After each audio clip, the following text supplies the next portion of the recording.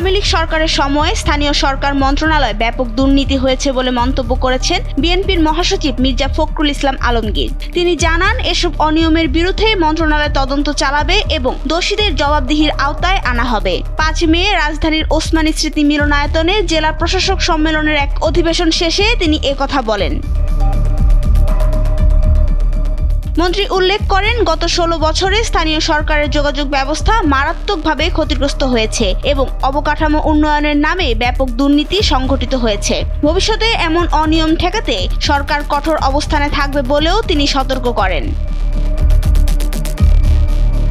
তিনি আরও জানান, আগামী 1 বছরের মধ্যে স্থানীয় সরকার নির্বাচন অনুষ্ঠিত হবে। জেলা প্রশাসকদের উদ্দেশ্যে তিনি বলেন, প্রধানমন্ত্রীর ঘোষিত কর্মসূচি বাস্তবায়নে তাদের ভূমিকা রাখতে হবে এবং স্থানীয় জনপ্রতিনিধিদের সঙ্গে সমন্বয় করে কাজ করতে হবে। জনগণের অংশগ্রহণ নিশ্চিত করার ওপর গুরুত্ব দিয়ে তিনি বলেন, উন্নয়ন কার্যক্রমে জনগণের মতামতকে প্রাধান্য দিতে হবে। পাশাপাশি রাস্তাঘাট উন্নয়ন, বিশুদ্ধ পানির সরবরাহ এবং প্রাথমিক শিক্ষা ব্যবস্থা উন্নয়নে সরকার কাজ চালিয়ে যাচ্ছে বলে জানান তিনি। ডিসি সম্মেলনকে নীতি নির্ধারণ ও বাস্তবায়নের গুরুত্বপূর্ণ প্ল্যাটফর্ম হিসেবে উল্লেখ করে তিনি ভবিষ্যতে এ ধরনের আলোচনা আরও জোরদার করার আশাবাদ ব্যক্ত করেন। নাবিলা রহিম, সময়ের আলো।